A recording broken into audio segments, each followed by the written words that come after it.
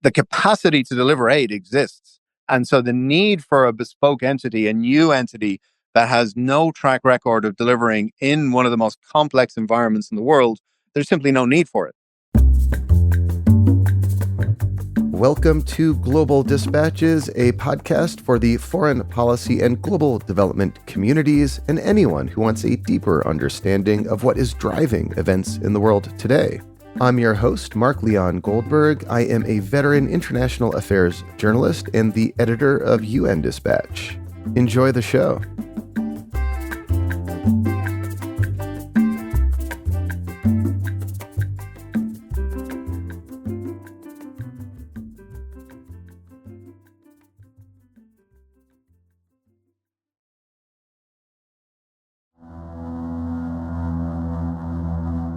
After an 80-day total blockade of humanitarian aid into Gaza, a new scheme to distribute food to desperate Gazans began operations last week. The, quote, Gaza Humanitarian Foundation is an Israeli-American creation designed by consultants, backed by American security contractors, and headed by an evangelical Christian supporter of Donald Trump who has little experience in humanitarian aid. They have set up 4 aid distribution sites, mostly in remote locations in southern Gaza, where thousands of Gazans have scrambled to access the limited food that Israel is permitting into the territory. Independent humanitarian agencies and the United Nations are not participating in this scheme because it is clearly designed to advance Israeli political and military aims rather than meet Gazans' increasingly desperate humanitarian needs. From a humanitarian perspective, the aid distribution scheme is deeply flawed. People must trek for hours, often crossing Israeli front lines in pre-dawn, only to find thousands of others scrambling for the limited aid. It's chaotic, and nearly 50 people have been killed in 2 separate incidents after Israeli forces fired into the crowds. As of time of recording, Friday, June 6, this aid scheme has been halted indefinitely. I caught up with Ciarán Donnelly, Senior Vice President for International Programs at the International Rescue Committee, who explains why this aid scheme is deeply flawed, what we know about the Gaza Humanitarian Foundation, and what needs to be done to get food aid to people in Gaza before a widespread famine takes hold. We recorded our conversation live via Substack. If you'd like to participate in these live recordings, please go to globaldispatches.org and sign up for a subscription. And while you're there, you can sign up for a paid subscription to help us continue to bring you unique humanitarian perspectives on global crises today. You won't find this perspective really surfaced much anywhere else in mainstream international affairs coverage, and I rely on your support to keep it going. Thank you so much. Now here is my conversation with Ciarán Donnelly of the International Rescue Committee.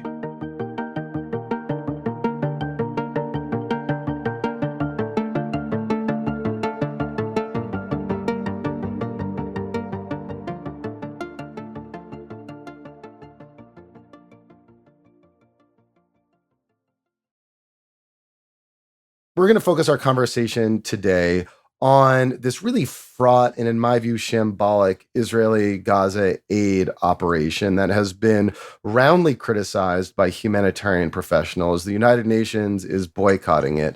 And as we're speaking now, it's not operational. It appears as of today, there has been no aid distributed, and there was no aid distributed yesterday as well, on account of the fact that there was massacres committed at these aid distribution sites over the last couple of days.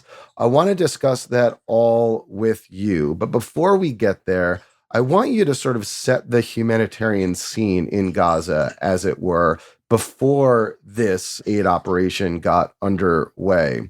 Gaza had experienced a near 80-day blockade of all humanitarian assistance getting into the territory. What do you know from your context on the ground of what impact that blockade has had on the already dire humanitarian situation on the ground? Yeah, so just for a little background, the International Rescue Committee, IRC, has been working in Gaza since December 2023. We currently have several dozen staff working for us on the ground. We also work with Palestinian partners. We're delivering health and nutrition services. We're supplying 30,000 liters of safe water to people every day. We're also working to provide specialized services for women and children and others who've been affected by the crisis. So, what I'm speaking to you about today represents the views and perspectives of our colleagues on the ground who've been living through this humanitarian catastrophe for over a year now, in the midst of one of the most active and kinetic conflict environments that we're working in crisis zones around the world today. Now, as you said, we've been through an 80-day blockade, suspension of access for aid supplies and aid organizations that's only recently been lifted. But prior to that, we did have a couple of months of a ceasefire, which allowed for a slight increase in the amount of aid getting in. Now, that in itself wasn't sufficient to undo the impact of the months of previous restrictions on aid access.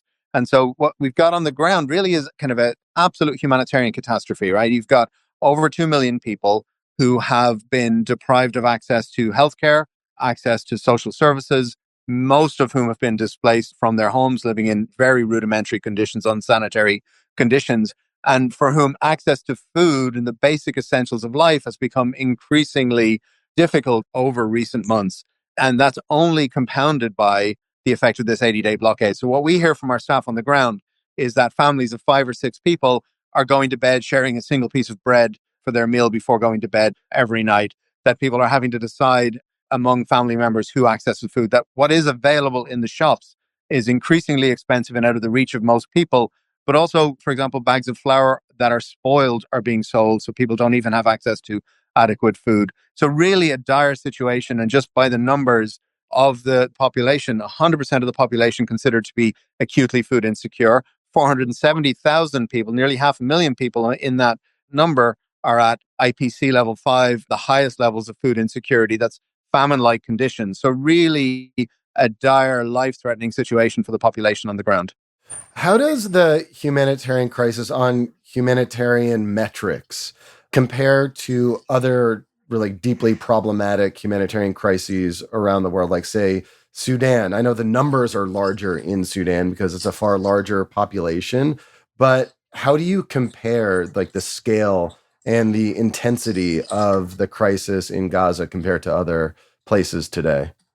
There's always some peril in trying to draw any equivalencies between humanitarian crises. And of course, there's the only real equivalency here is suffering, right? People who are suffering and displaced and in need of assistance all equally have a right to that assistance.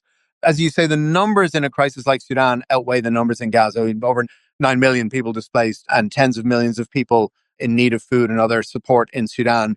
That said, I can't think of a single crisis today or indeed in recent memory where you have 100% of the population, as you do in Gaza, at acute levels of food insecurity, IPC levels 3 and above.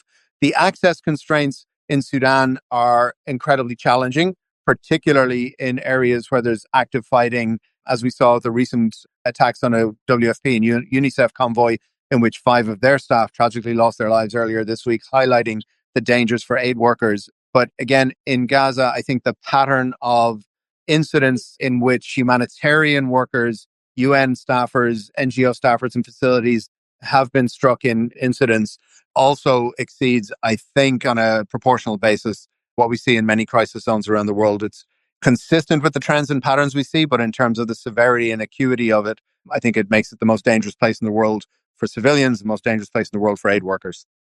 So, for all the reasons you described earlier, nearly 100% of the population in Gaza is in an really acute level, I believe is how you describe it, of food insecurity.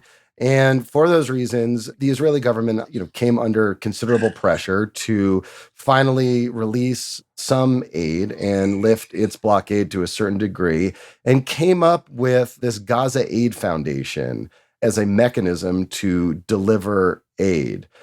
Can you just describe, like, what do we know about the Gaza Aid Foundation? You're a humanitarian professional. I've been covering this space for 2 decades, never heard of the thing. It kind of came out of nowhere, which I suppose it did. How was it formed and what do we know about its origins?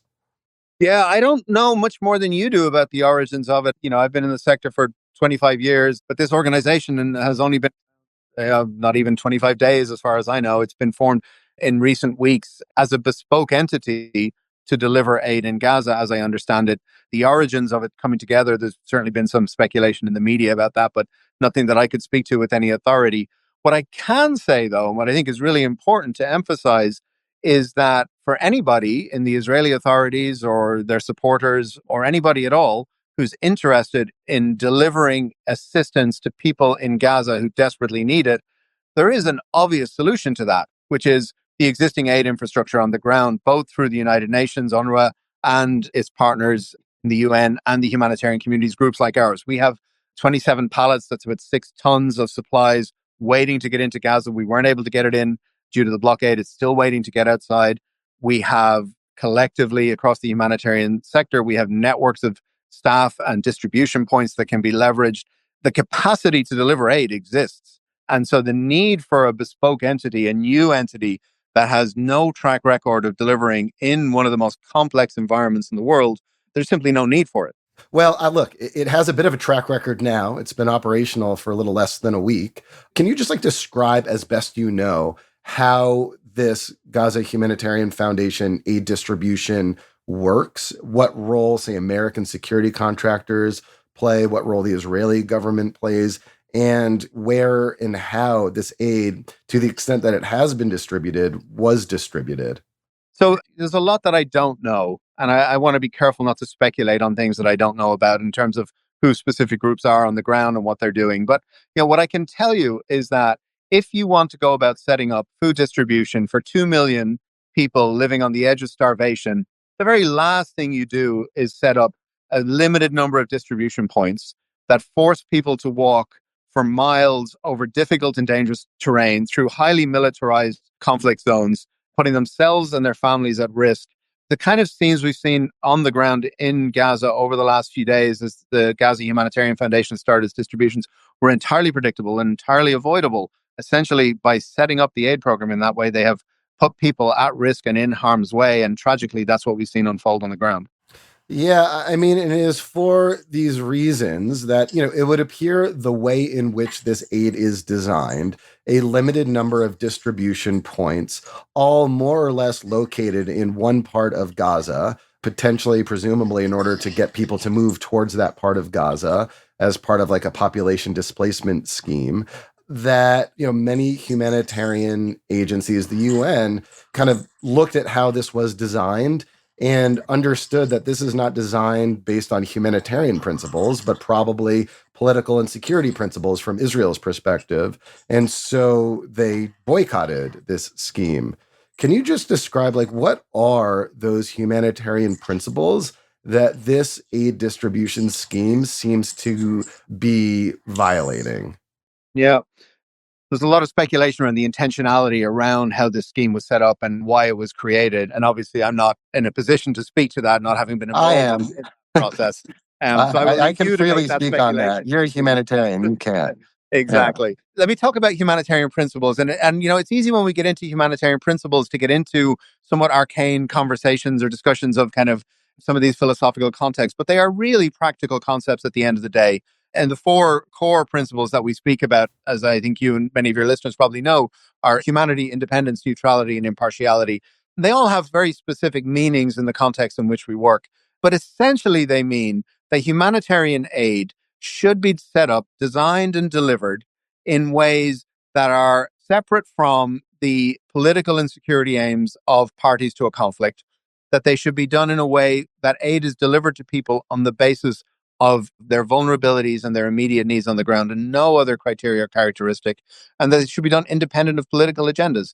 And so when you have effectively a distribution system that is sponsored by a party to a conflict, controlled by that party to the conflict, and which forces people to move to locations that are inherently dangerous for them, putting themselves not just in harm's way, but also in quite undignified conditions, you're just not meeting those basic tests. Another point I would make here is not often cited as a humanitarian principle, but the very, very fundamental idea of doing no harm should be the starting point for any humanitarian activity. We should be confident that whatever we do, we're going to deliver more benefit, more good for the people we serve than any harm that we might expose them to. What we've seen on the ground in Gaza in the last few days in the way that this operation has unfolded is that test quite simply has not been met in terms of how these distribution sites were set up and how they've been operated.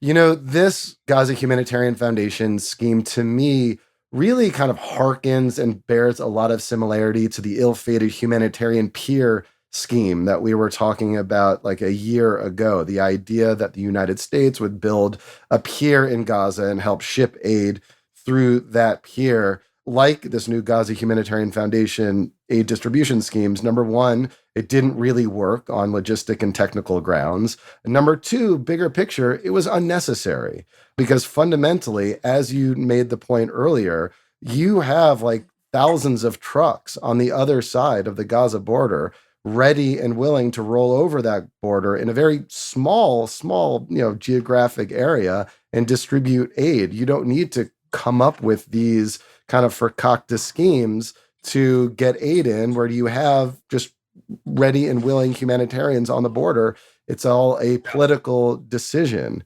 And I just have to imagine as a humanitarian, I mean, you're pulling your hair out trying to figure out, what else can be done to get this aid from one side of the border to the other and can like lift Israel's political and bureaucratic obstacles from getting this aid to the people who need it. Yeah, look, Tom Fletcher, the emergency relief coordinator, has put it very simply and plainly in some of his statements and social media output around this. Let us do our work. That's the simple kind of mantra that's coming from the humanitarian community, whether it's peers, whether it's aid drops, whether it's the Gaza Humanitarian Foundation. Fundamentally, these things are distractions from the reality that there are ways to deliver aid with the speed and at the scale that's needed. And that involves opening up border crossings. It involves guaranteeing safety on routes. It involves allowing humanitarian organizations to use the infrastructure, use the staff they have on the ground to deliver aid, and to do so in accordance with our fundamental principles. And it's simply a matter of basic operational integrity for us to ensure that the aid that we provide goes to the people who need it most. That's part of our fundamental ethical responsibility. It's also a responsibility we have to our donors and those who are funding our aid to make sure that it doesn't benefit any party to the conflict. And so there's a very simple solution to providing aid in Gaza, which at the end of the day, we're not talking about that because we're talking about distractions like the Humanitarian Foundation and peers and airdrops and all the rest of it over the last number of months. Lastly, how do you see this situation unfolding over the next days and weeks? I mean, as we speak now, there has been no aid distribution through this Gaza Humanitarian Foundation scheme over the last 2 days because of these security incidents, because of these like apparent massacres that occurred. It doesn't appear that in the future there's going to be much more aid distribution happening. Like, how do you see the situation unfolding? I mean, obviously, I've not got a crystal ball to know what's going to happen. What I can hope might happen is that those behind this scheme will realize that it is not going to deliver the benefits that are needed for the population on the ground, that they'll call a halt to this effort and instead create a mechanism for open dialogue about how to have humanitarian organizations, the IRC, UN agencies, other partners, be able to deliver aid in ways that can benefit the population.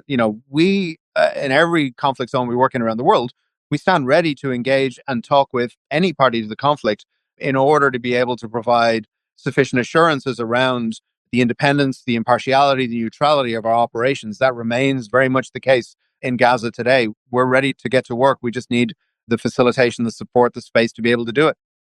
Well, Ciarán, I hope you get that support that you need. So thank you. And thank you so much for taking the time to speak with me today on the streets of Berlin, the life of a busy humanitarian. I appreciate it. Thanks for giving us the space.